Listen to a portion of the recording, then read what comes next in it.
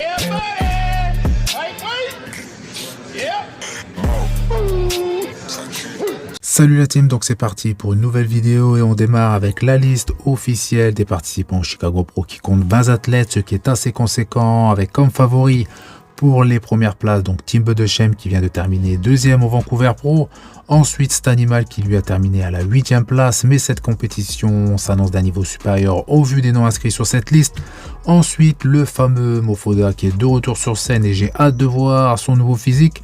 Ensuite, Jordan Hutchinson, donc un très bel athlète avec une super condition. Nous avons également Hassan Mustafa qui j'espère aura enfin une condition digne d'un compétiteur de top niveau. Si c'est le cas, il pourrait avoir ses chances pour remporter la première place, mais il aura du répondant sur scène, donc nous verrons ensuite. Robin Strand qui a terminé 3e au Vancouver Pro, Vlad qui sera également de la partie, mais ça c'était annoncé depuis quelques semaines.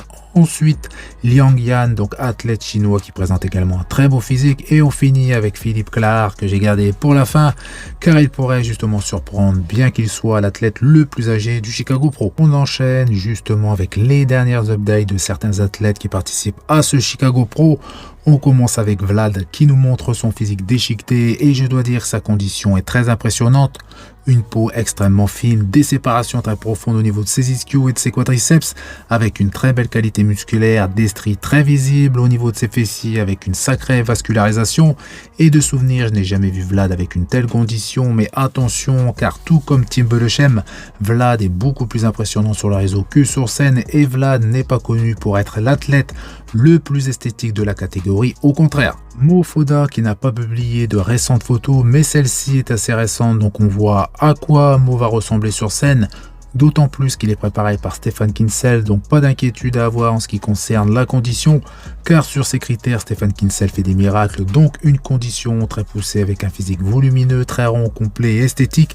Et je pense que si justement c'est le cas, il sera l'un des prétendants pour la victoire avec un physique jamais présenté sur scène. Tim Budesheim qui signe sa meilleure performance de la saison, donc le week-end dernier en finissant 2e au Vancouver Pro, mais qui pour moi ne sera pas favori pour la première place, mais il a le potentiel justement pour se placer dans le top 3, car si Hassan Mustafa est en pleine forme, tout comme Mofoda, ils se disputeront très certainement cette première place, mais attention, un athlète que nous verrons juste après. Donc concernant Tim, il a affiché son meilleur physique jusqu'à maintenant, et il faudra s'attendre à le voir aussi complet lors du Chicago Pro. Comme je l'ai dit en début de vidéo, Hassan Mustafa sera de la partie à ce Chicago Pro et ici on peut voir justement ces dernières photos qui ont été postées.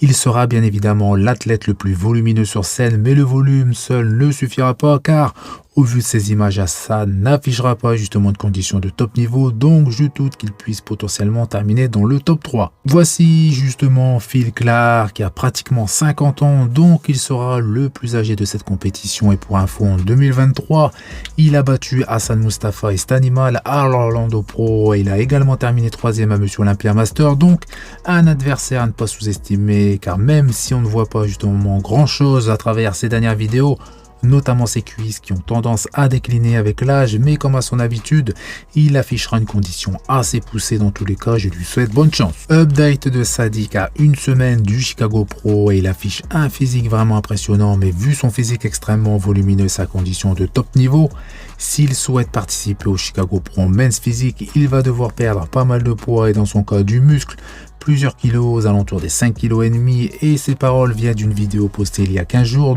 Over my stage weight. So I need to weigh in at 209, which means we have to cut back on some things. So I'm going to cut back on my post-workout Gatorade. That's about 50 something grams of sugar and carbs. So that's out. No more growth hormone. Growth hormone, I take 3 IUs, maybe like 6 to 7 times per week. Sometimes even less. No more growth hormone. Growth hormone causes water retention. So I'm gonna be way more peeled, removing the growth hormone.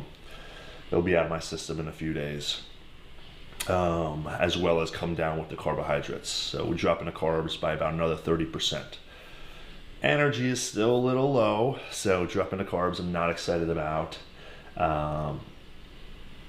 but this is all part. Donc, c'est un gros challenge, mais il explique qu'il stoppe l'AGH, il va également diminuer sa consommation d'hydrates, mais également d'autres aliments qui retiennent de l'eau, même si c'est peu visible sur ces images. Mais personnellement, je ne pense pas que ça soit possible sans détruire son physique, mais il veut absolument participer à Monsieur Olympia en men's physique, donc hâte de voir le résultat. Mais j'ai cru comprendre également que si il ne parvenait pas, il passerait dans la catégorie classique physique, où là il n'y aurait justement aucun problème de poids. Par le passé, il était justement dans cette catégorie avec un physique moins impressionnant que celui de cette saison, et perso j'aimerais le voir dans cette catégorie plutôt qu'en men's physique, vu bien évidemment son physique actuel. Mais reste à voir ses cuisses, car il ne les montre pas énormément, mais vu sa dernière vidéo postée il y a quelques heures, il est fort probable qu'il soit en men's physique. Son physique est moins volumineux, il s'entraîne avec l'aide d'un coach pour mettre au maximum son physique en valeur sur scène.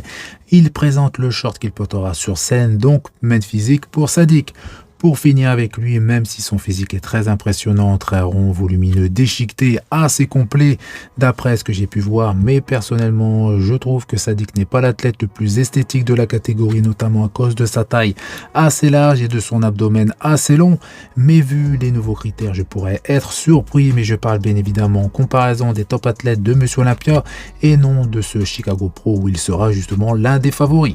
If you guys haven't noticed, this is on weight. I'm 212. I got to weigh in on Thursday at 209 pounds. So for me, if I pull back on about 60 to 80 grams of carbs, I could lose about 2 pounds in a day. Now, if we have issues making weight, I could always do a little bit more cardio. Although I want today to be my last cardio day, we'll see what happens. Maybe get a haircut, lose 2 or 3 pounds. So we'll see what happens, man. I'm stoked. Best I look, I'm hard, I'm dry, I'm conditioned, I'm full. So I can't ask for much more.